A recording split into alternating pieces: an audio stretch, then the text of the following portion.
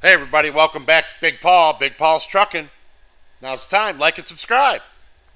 That way you get notified. Hit that bell too, because it helps me, helps the channel. Trying to grow this channel. We're getting somewhere, guys. I appreciate it. I really do.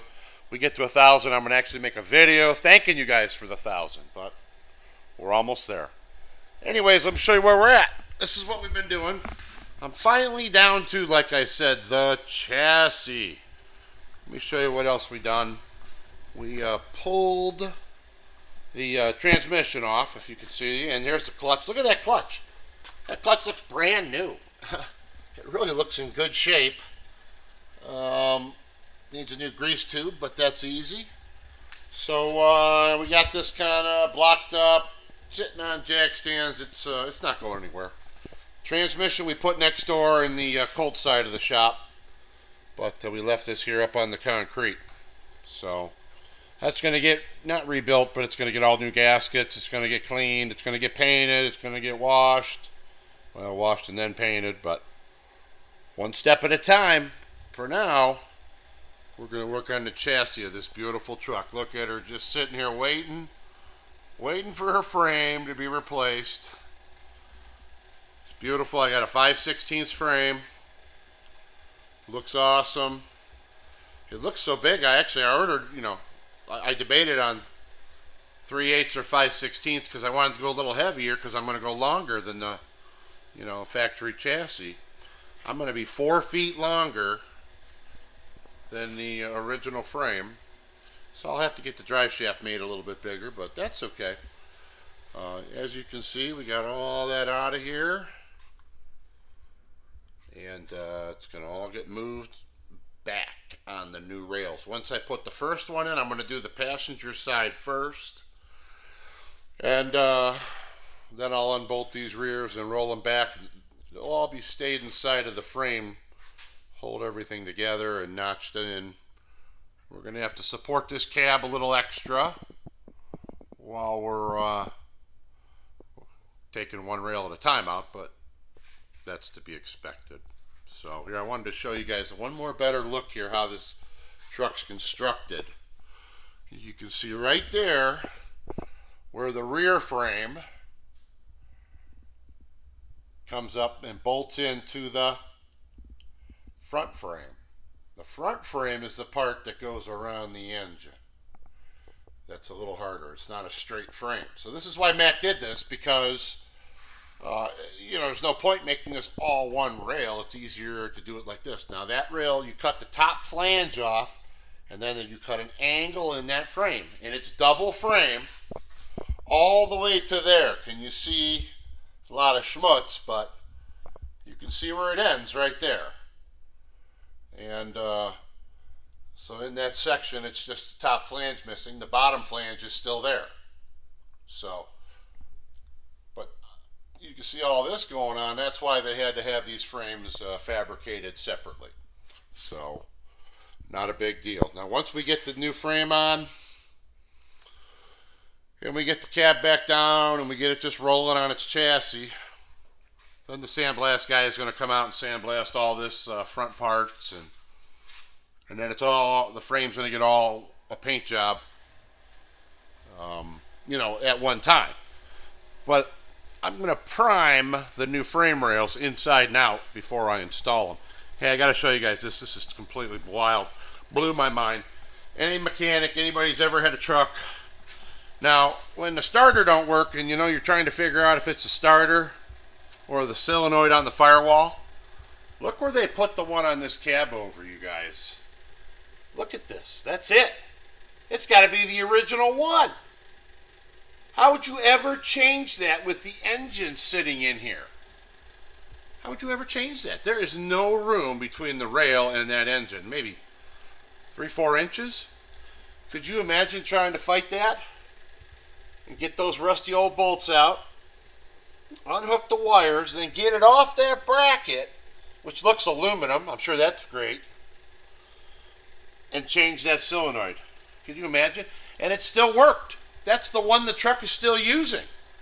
So that pretty much blew my mind, because I had been looking at this truck, underneath the cab and underneath the floors, and all around for where that solenoid might be located, but they chose to put it right there on the frame rail. So I will be putting a new one of them, obviously, in the process. So when I, replumb this truck, rewire the truck, all before I put the engine and transmission back in. But I just can't believe that starter solenoid, which is normally on the firewall, or even on your F-250 sitting on the fender, passenger side, it's the same solenoid. And we've all had to deal with them, crossing the screwdriver against it. That's what you'd have to do.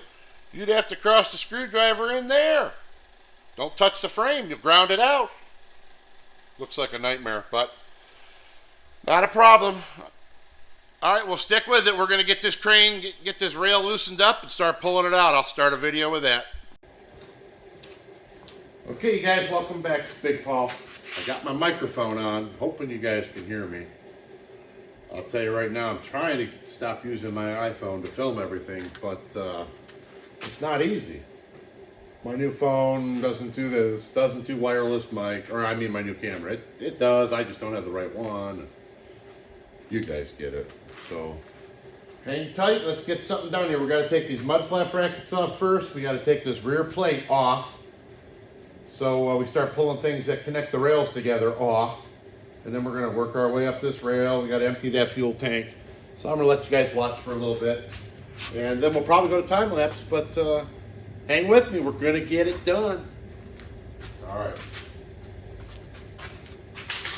I know you guys can't see much, it's all behind here, but gotta get it done.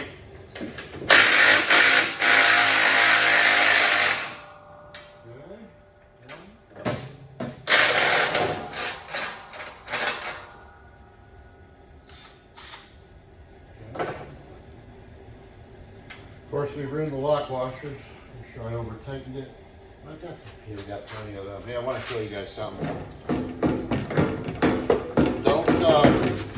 Hold on here. She's coming out of there. Don't make the rookie mistake of not putting the piece back in here. You see this, guys? This little piece of metal? Don't make that mistake, because if you don't put that piece of metal in there, this piece goes wham all the way back to the spring. Then you got to pull it back in place, and that's not an easy thing to do. I know it doesn't seem like it'd be very hard, but you'll spend an hour probably doing both of them. So the little piece of metal holds it all back. You can put it back together in the future.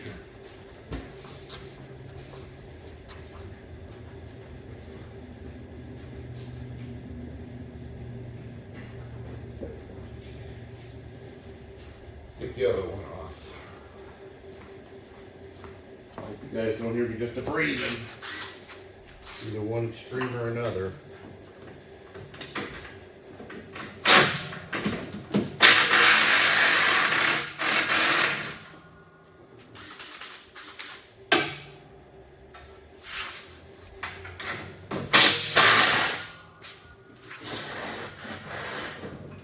Okay.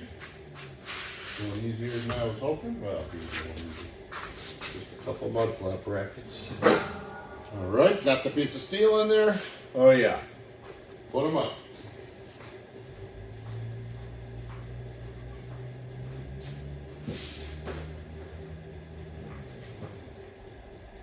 Those are brand new. Those are getting reused for sure. They're gonna look great. Okay, well, I think we got some recording. One thing nice about this truck. Almost everything on it is 3/4, 5/8, 1/2 inch, 9/16, just normal stuff. Not all this metric crap that all my newer trucks have or had or whatever. Even my Granite's got a lot of metric on it. That's just the way it is now. My first few first trucks I had back in the 90s. Most of them, well, at that time, I had trucks that were from the 70s, 80s, and the 90s all at the same time. But all my trucks from the 70s and even 80s, they all took standard wrenches. And I think once they got into the 90s, they started like 93, they started having some metric on them. But that's okay. That's why we bought all these tools.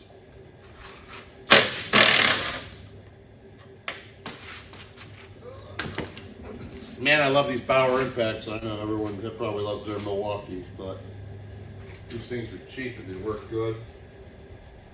And I'm still waiting for a sponsor. Anybody wants a sponsor to give me a better gun, I will use it. And I'm gonna brag about it if I love it. So, got a couple more bolts here, nuts to take off. I'll take this rear plate out. I'm gonna have to unhook these tail lights, guys. And then we're going to probably do a time lapse for a little while.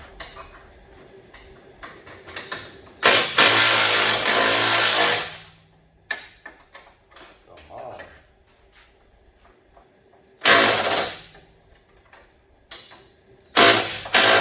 There we go.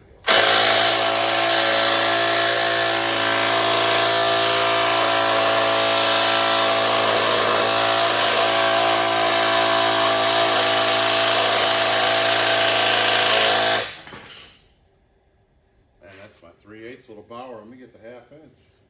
It's turning it, but it's working its butt off. It's alright, we got bigger and better.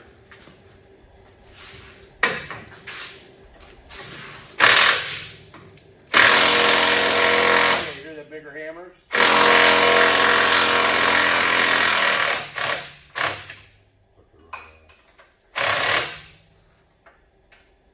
Alright.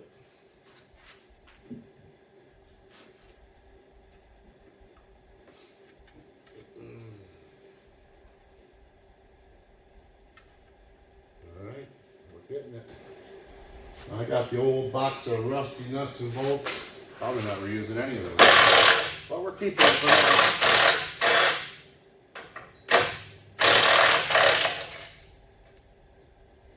So maybe buy all new, but some of these you need a bracket or something. Ain't nothing wrong with it. And they got 8 bolts, 4 on the top, 4 on the bottom. Holding this rear plate on. There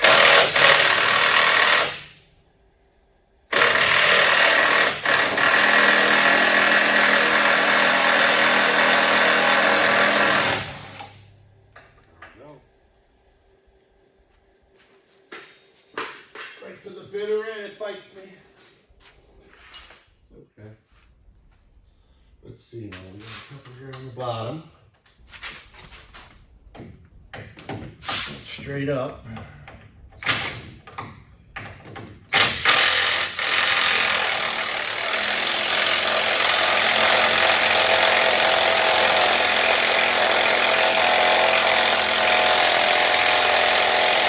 Oh, stubborn. Don't want to turn. Almost off too. Let's put some heat to it. That's usually the best solution. Bought one of these little Mack gases and been using it like crazy, which just kind of surprised me, but a lot easier than burning out the big torch.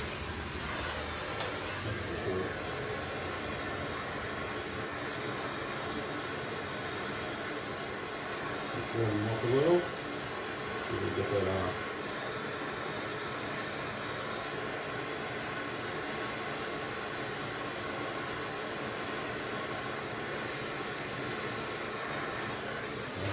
That Mack gas is supposed to overheat something up red hot. A piece of metal, that's pretty hot.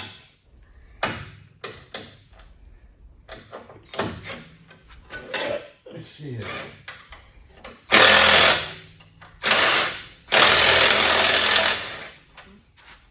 Nope. Oh, we got it. There we go. Okay, now the other one here. Got an issue with underneath this box. I guess I gotta take all that off. You welded that onto that plate. I think I'm gonna cut those welds and take that off. All right, you guys, we're gonna go to time lapse. Thanks for watching. Don't forget to like and subscribe. Time lapse. We're going to do this. Start working our way up. Get going. Thanks for watching. Okay, everyone. Well, here we got to unhook the electrical and do a little bit of whizzer wheeling to take that apart and get it removed and get it out of the way.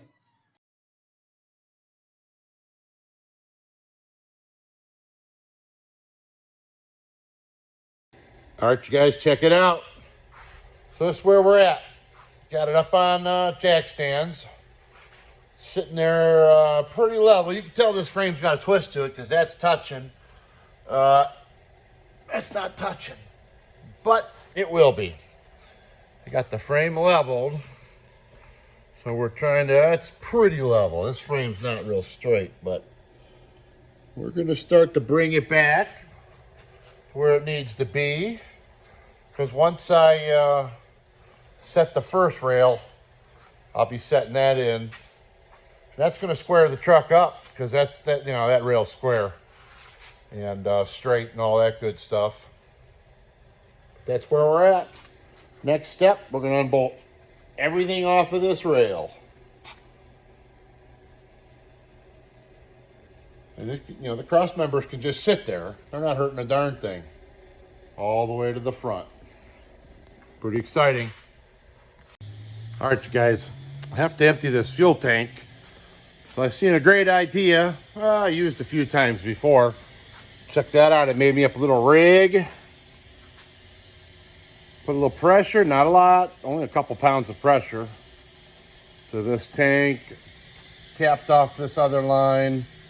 Believe it or not, that vent hose is completely plugged, so it's not leaking. I had it bent over and didn't make a difference. And the fuel is getting pushed from that line right on over to that tank. And I think that's pretty cool. No pumping involved. So we're gonna push that fuel over to that tank. Then we're gonna pull this tank off. So we had to get it empty first. And I didn't want to have to pump it because I would need like 10 feet of hose. We're not set up for that. All right, guys. Hey, I want to thank you guys for watching. You see how far we got today. I got all this wide open now. I got the airbags dropped down. Starting to see some bare frame rail. But I kind of decided that this is a big project. It's going to be better if I make it into smaller bites. So tomorrow, I've already emptied the fuel tank on this side, on the right side. Tomorrow we're going to pull the fuel tank. We're going to pull that exhaust stand off. And then we're going to do some serious unbolting. So, but we're done for the night. It's after, well, it's almost 6 o'clock. So I got a lot done today, but it's just time consuming. I'm going to be using all new bolts and everything when I put it together. So that's going to go a lot faster than working with all this old junk. But we've only had to heat a few of them up. But hey, I want to thank you for watching. And like and subscribe. Big Paul's Trucking. Don't forget, ring the bell. You'll get notified the next one we put out. But we're coming along. Thanks for watching.